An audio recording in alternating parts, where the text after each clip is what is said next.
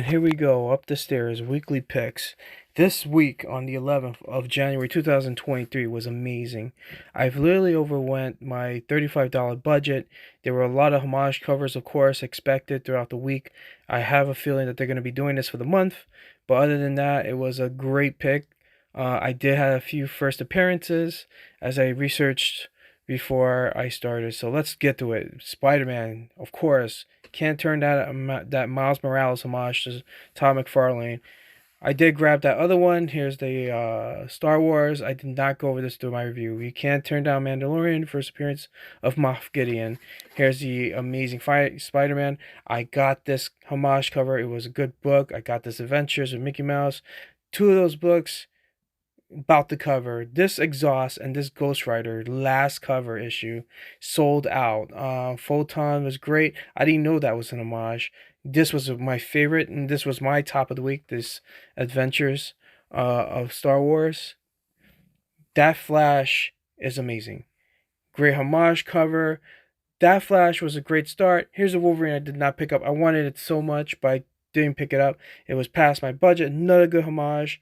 Didn't pick that up. And another good homage. Didn't pick that up.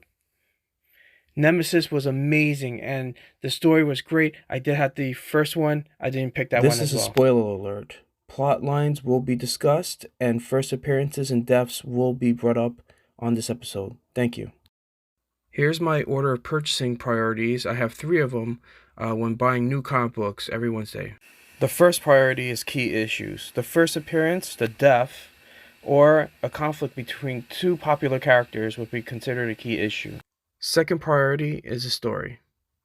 And the third priority is keeping within a $35 per week budget. And hello everybody, welcome to another weekly release on the review of my picks for January 11th, 2023. This week has been pretty amazing. I mean, there's some great releases, some first appearances.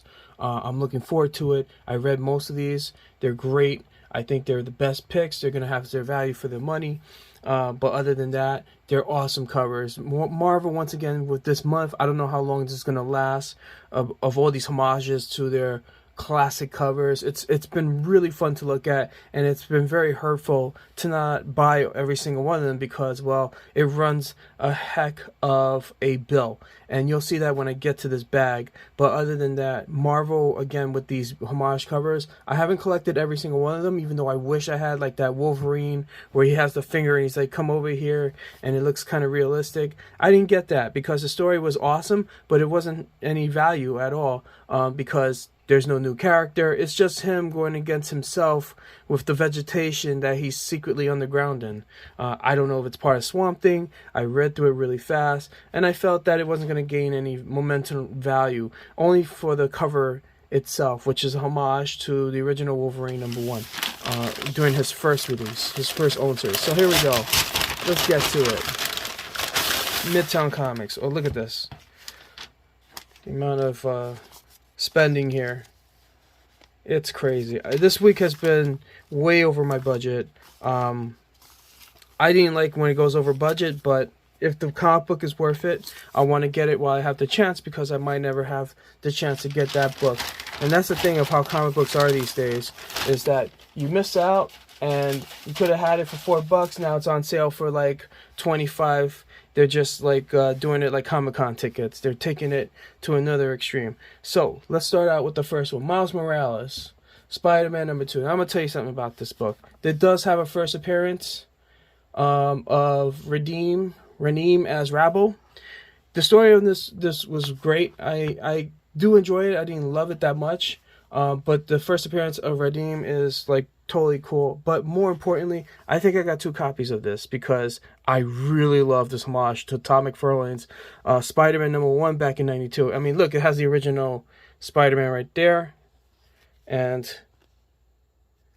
so honestly, sorry, I think my screen here. Yep, there we go. There you go. Some live cleaning. Yeah, much better. It just came out from the code, so I do apologize. Now, let's go through the book. Spidey versus the Scorpion Sting. Miles Morales. The world is spinning out of control. A mysterious new threat is rising, coming at Spider-Man hard. And if Spidey doesn't fight back with everything he's got, he could lose everything. What does the new villain have to do with this Misty Knight investigation and a slew of upgraded foes, like the Scorpion, terrorizing in New York City? The battle is ongoing to change Spidey's life forever. Someone is not walking away from this one. The artwork is awesome, and the I would say the composition of the text and the art and the color is great. Other than that, I just think this is a solid book. Definitely want to own, especially if you could get this this variant copy. There are plenty of them because it is cover B, so there's a lot of copies. Trust me, there's probably a black and white copy. Let's see how many copies there are. There's approximately somewhere around 10 variant covers, including 2 virgin covers. But I bought 2 copies of these because I really love this homage. I always wanted one, and they released one and just close to a regular print. So definitely a book to get. Now, moving on to the next one. We are going into X-Men issue number 18. I love this cover. I don't even have it marked down on my own. I don't have it marked down, believe it or not, on my League of Comic Geeks. Here it is. So I have it. I pulled it, and I'm going to read it to you. Getting into Sync. Sync has a lot to sort out. Now, I thought this dude was killed off. He was. But for some reason, he's come back. Maybe as one of the eggs. But I never got into reading the rest of the story. And the synopsis is his life has been derailed, his powers have grown, and he's experienced at a loss that no one understands. The universe has its way with him, now it's his turn. So Sync is being brought back to this era of these different X-Men that are growing out of eggs, I guess. I've lost what was going on with the X-Men, how they came to be. It's kind of weird how it all is, but other than that, this issue to me was a fantasy. I kind of liked it. I enjoyed it. There is no first appearance in this, so its value really isn't that high. I mean, yeah, some real love between Laura and Sync. Some people did not like that. I read the comics on League of Comic Geeks, and I just felt that this issue was kind of gross. I love this variant cover. Okay, so I'm going to tell you one of the reasons why I got this.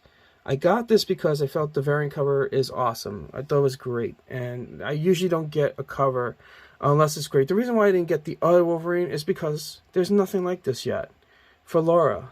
She might have her own homages to Wolverine #1, but this is a very different one, and I like it.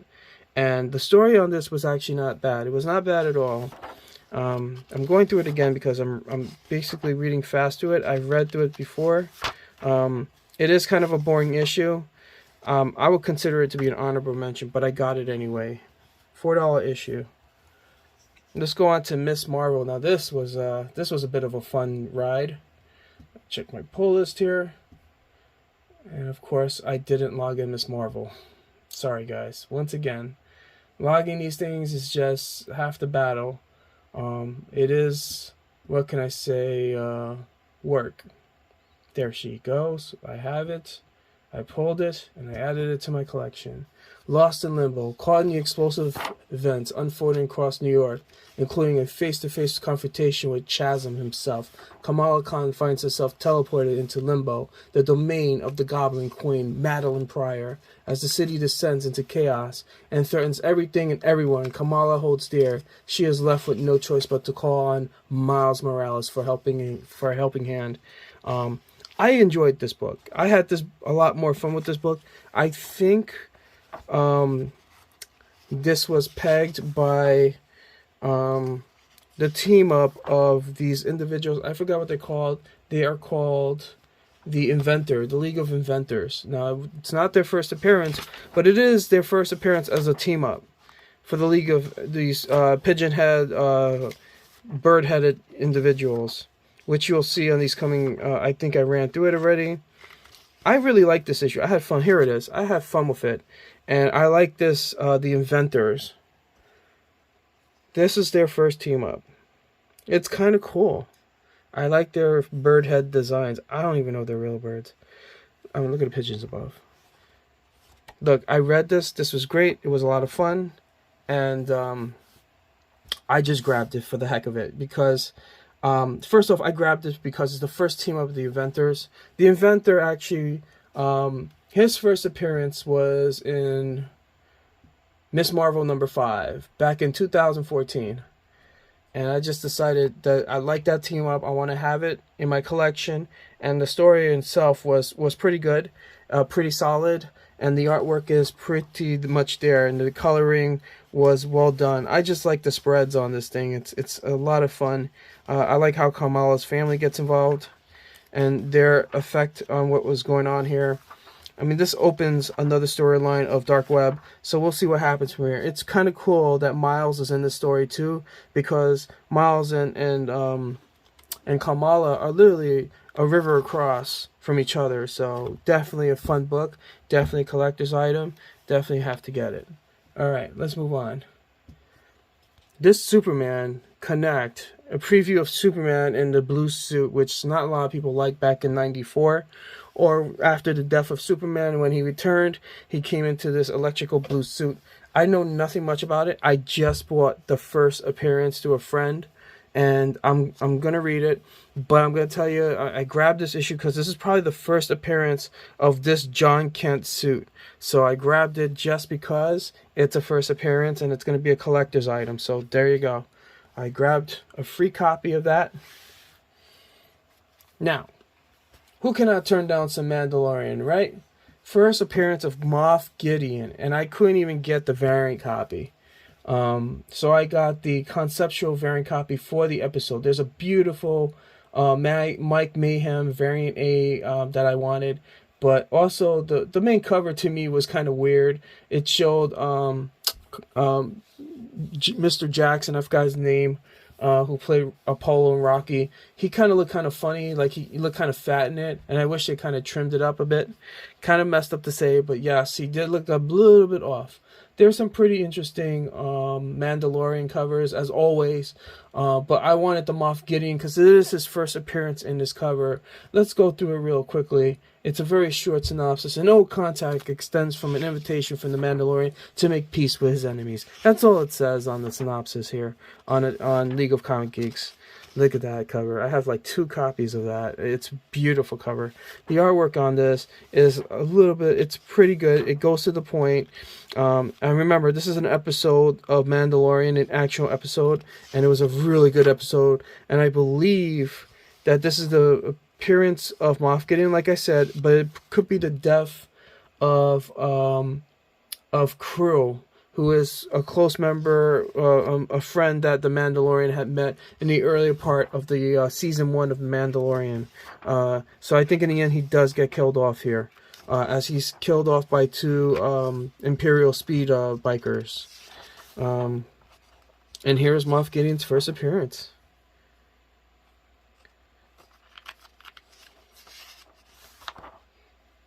And the death of Krill. Everybody like Krill. Everybody like Krill. So that's definitely something without a doubt to get. And this is a conceptual art of Krill being attacked by the 2 speeders before they kill him. And he's holding what they call baby Yoda, who's really, his name is Grogu. So here's the other copy of the Miles Morales. Definitely want to get. And of course, me being me, loving Miles Morales, especially for the character who he is, I got another variant copy. I got this beautiful looking Spider-Verse copy, or under the I believe this one is just, let's take a look at my pull list. I do have this logged in. I don't have this logged in.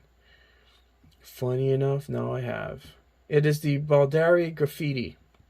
And he had another one for Double Trouble, which came out 2 weeks ago. Beautiful piece. Definitely got it. It looked like Miles was spray painting it on the wall that he did with his Uncle Aaron in the subways.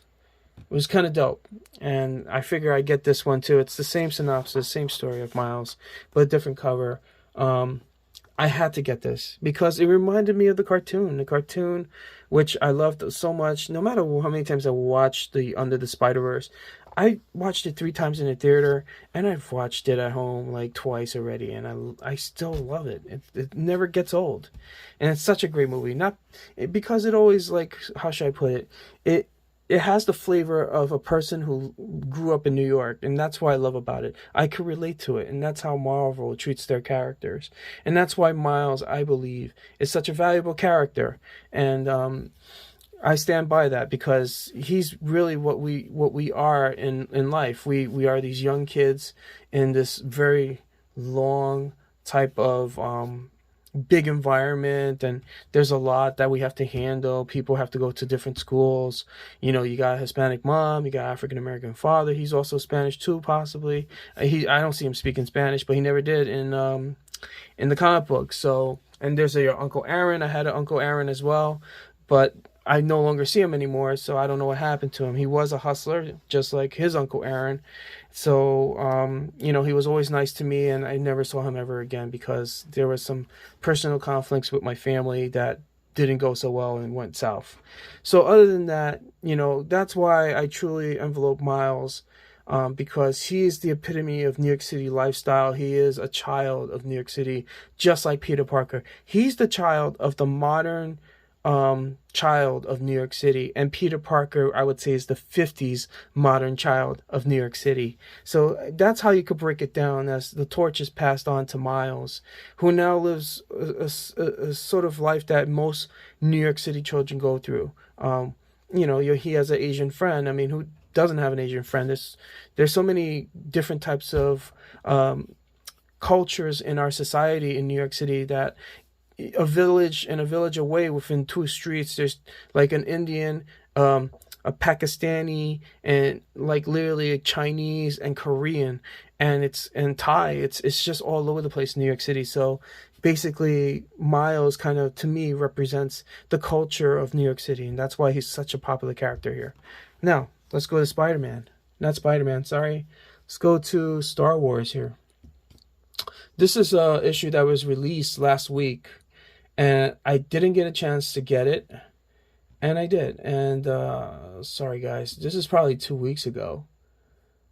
For a minute there, I thought I had it on my release list, but I don't. So I have to go find it. But I got this 20 years of Episode 2 Attack of the Clones with the Obi-Wan Kenobi. I like this issue. I believe there was a first appearance on this, and I got it for that reason. There's a lot of first appearances on this, actually. I like how the story is going along the adventures. I want to know who this character is. He is pretty dope. He just reminds me of a stranded kid in space, and he's causing problems for the crew, Leia and Luke. Look at him run and fly off. He's such a new character. I don't know who he is, and I like him.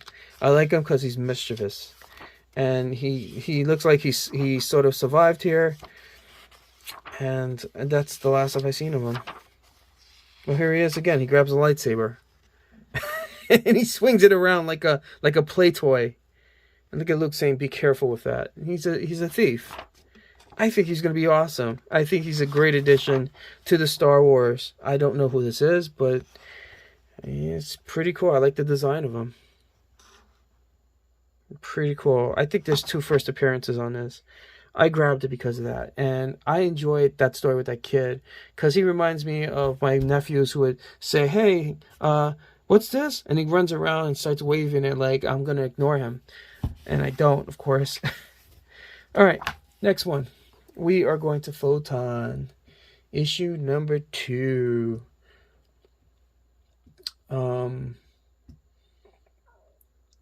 Let's read on it. Going above and beyond. Have you ever had one of those days where everything is going wrong, and like somehow you've been sucked across the infinite cosmos into the wrong corner of the fragmented space of time, and you run into someone from your past? Can you really stand? You can't really stand, excuse me. Like, say, someone from beyond. If maybe so, some good advice from Monica. She'll take what she can get. So I think there's a new version of the Beyonder in this. I've saw the issue and I was like, I know the Beyonder, and this Beyonder looks completely different. There's Druid, and there he is. There's a Beyonder. He doesn't look like the Beyonder I've seen in Secret Wars #1. He looks like a completely young version, like a female version. So in League of Comic Geeks, they have him as the Beyonder F616, but I believe this Beyonder is completely different. This is a female version, so she could be a variant. I don't even know. This doesn't look like a guy to me. I don't know. You guys tell me. I just think this person is a definite different Beyonder.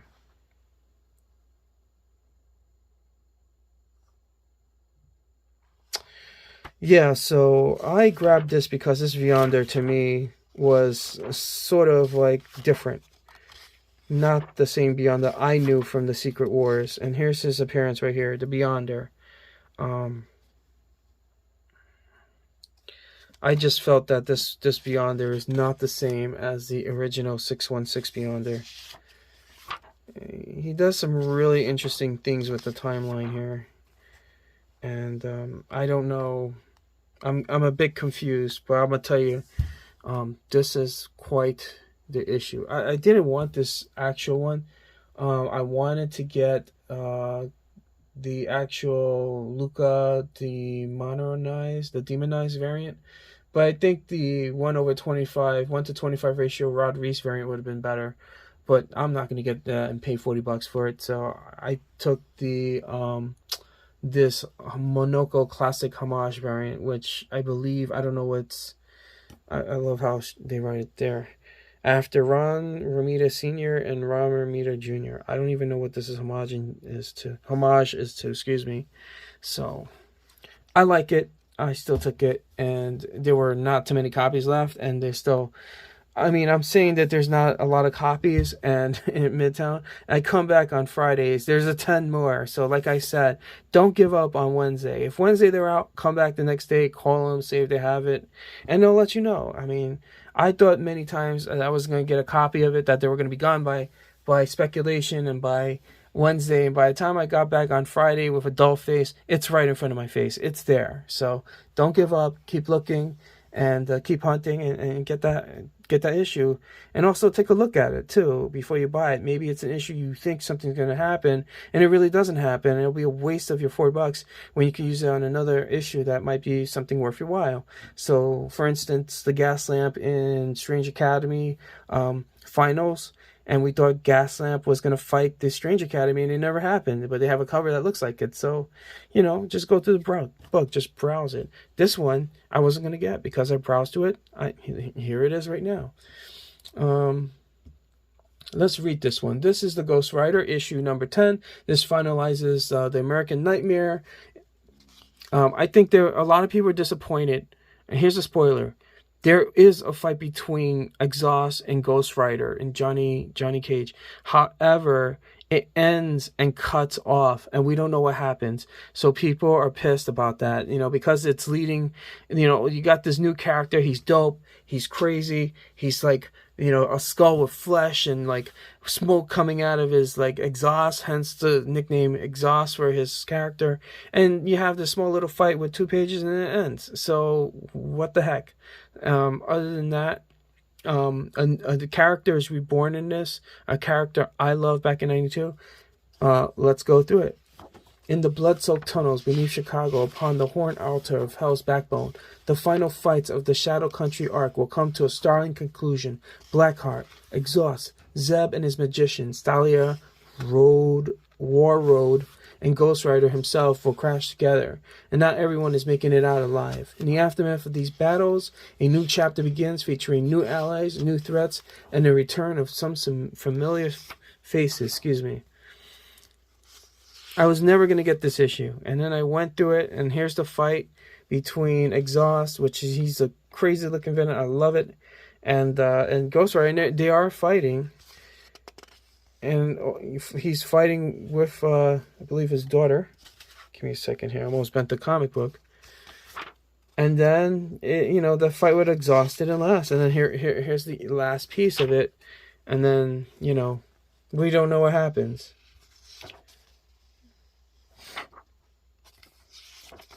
And in the end of all this, they conclude it, and 3 pages later,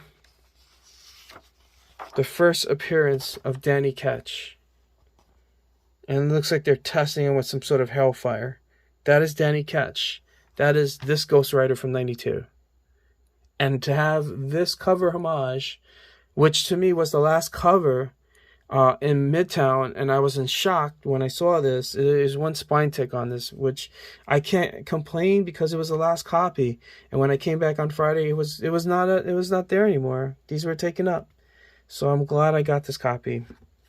It's a classic copy. It's a Noto classic homage variant, Ghost Rider issue number 10. Now, let's get to the High Republic Adventures. This was a great comic book. I enjoyed this a lot, actually. I'm really liking this character that is with Maz's group. The character by the name of Salve Malagan. Here's the synopsis. Her secret is safe for now. Jedi Pyron Salve Malagan begins to adjust her life undercover on a ship full of pirates. But after coming face to face with the explosive consequences of her actions, Salve begins to wonder where her loyalties lie. The Jedi Order or her new friends. And of course, the new friends. Why? Because the Jedi Order is falling apart.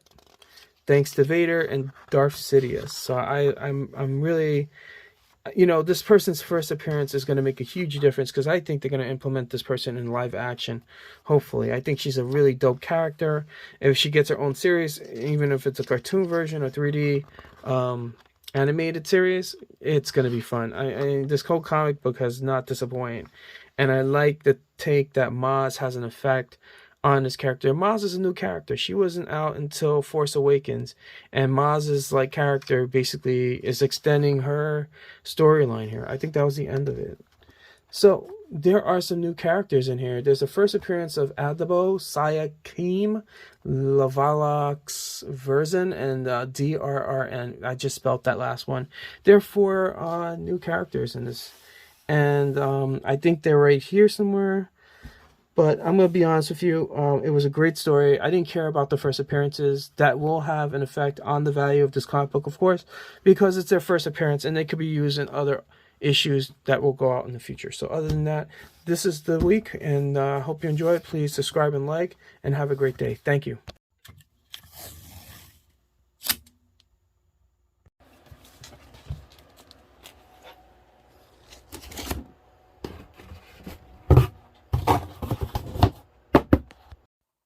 This episode was made possible by the apps and music listed below. Subscribe and like, and thank you for watching.